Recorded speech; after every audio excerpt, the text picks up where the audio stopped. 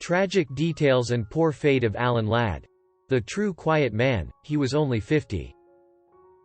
Alan Ladd was an American film actor who became a major Hollywood star during the 1940s and 1950s. He was in the top 10 money earners list 3 times during this period, in 1947, 1953 and 1954, and he became well known for his restrained on-screen masculinity, far more subtle than many of his peers. Not a tall man, he was frequently paired with the similarly diminutive Veronica Lake in hit films noirs such as The Glass Key in 1942 and The Blue Dahlia in 1946. Though never nominated for an Academy Award, Ladd was named the most popular male star in the Photoplay Awards in 1953, and the following year, he won a Golden Globe Award as World Film Favorite. Although he was a great noir actor, the role for which he will always be remembered was as the title character in Shane in 1953, considered to be one of the greatest of all westerns. He was born Alan Walbridge Ladd on September 3, 1913 in Hot Springs, Arkansas. His father, who was an accountant, died from a heart attack when Alan was 4, and he was brought up by his mother, who was English, in a poverty-stricken home. Undernourishment caused him to grow up small of stature and to a youth marred by being ridiculed by his peers for his lack of height. His mother married again, to a painter and decorator called Jim Beavers, and in 1920 the family moved to California, settling first in a transient camp in Pasadena, then moving to Hollywood, where Beavers found short-time work painting movie sets. The family was abjectly poor, and Ladd later recounted how the family subsisted on potato soup for long periods. When Ladd was 14, he began a part-time job handling produce crates for a grocery store. He gradually built up his strength and became a keen athlete and swimmer. In 1930, aged 16, he began attending North Hollywood High School, where he first developed an interest in the stage, and he became a keen member of the school dramatic society. He also developed into a top-class swimmer and diver and was in serious training for the 1932 Olympic Games until injury prevented him from continuing.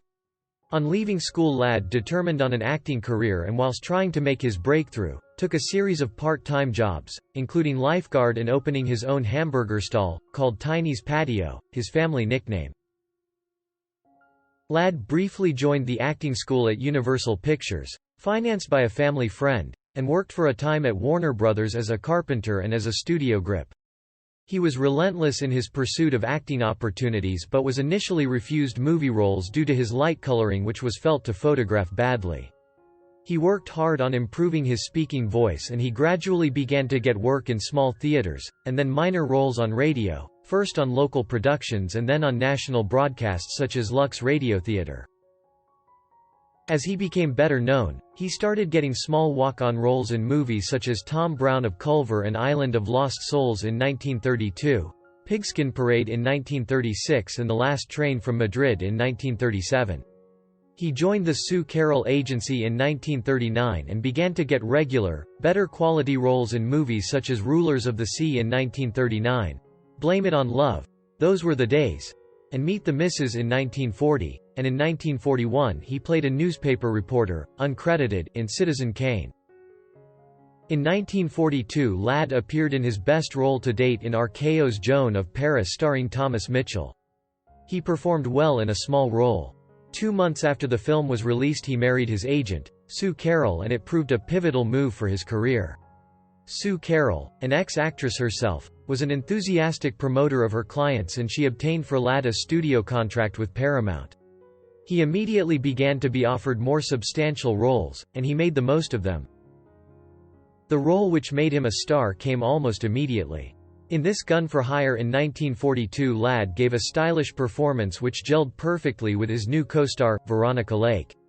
The chemistry between the two blonde stars was immensely appealing to audiences, and the two went on to make 6 further films together. It was the start of a golden period for Ladd.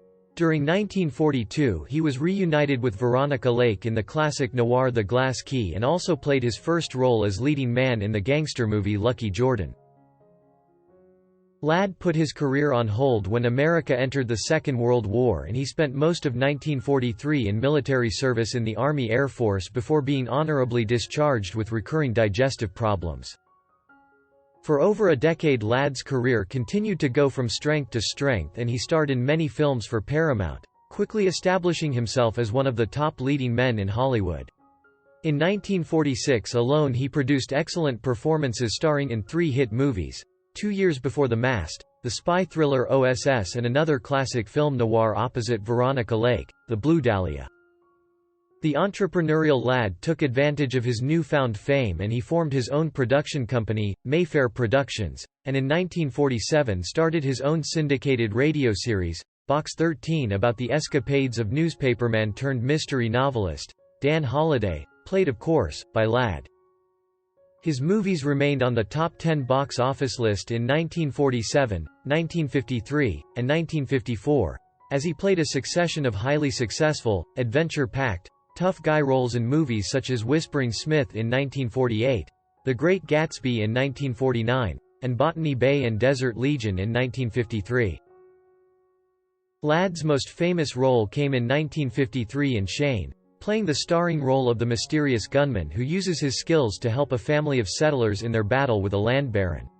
The last scene has become legendary, with the young boy plaintively crying, "Shane, come back," as the heroic Ladd rides into the sunset. The movie is considered a Western masterpiece and retains its powerful impact to this day.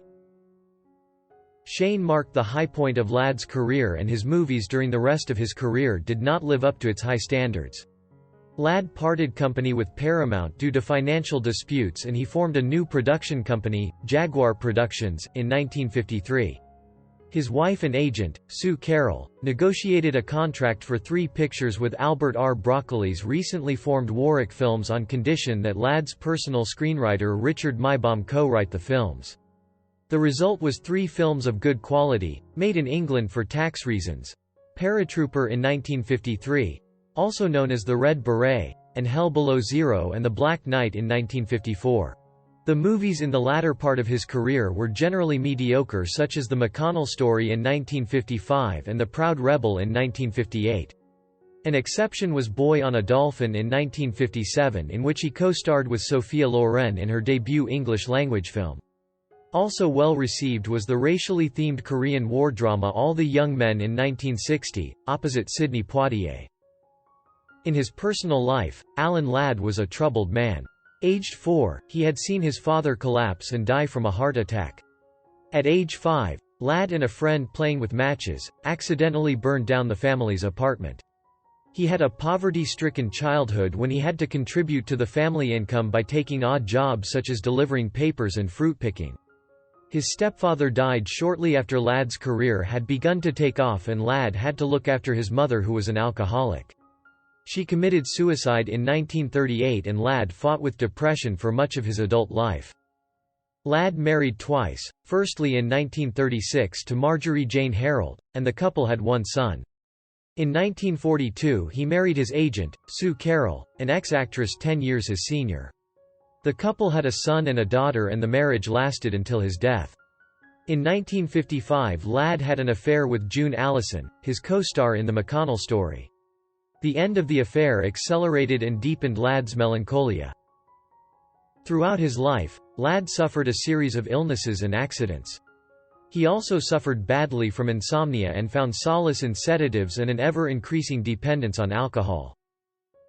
In November 1962 he made an unsuccessful suicide attempt and was found unconscious after shooting himself. The incident was covered up as an accident by the studio, and Ladd went on to appear in The Carpetbaggers in 1964. It was his last screen role and was released after his death. Sadly, Alan Ladd died on January 29, 1964 in Palm Springs, California, of an overdose of pills and alcohol, aged 50 years. His death, although suspected to be suicide, was officially ruled to be accidental. He was buried at Forest Lawn in Glendale, California. Goodbye legendary actor, Alan Ladd.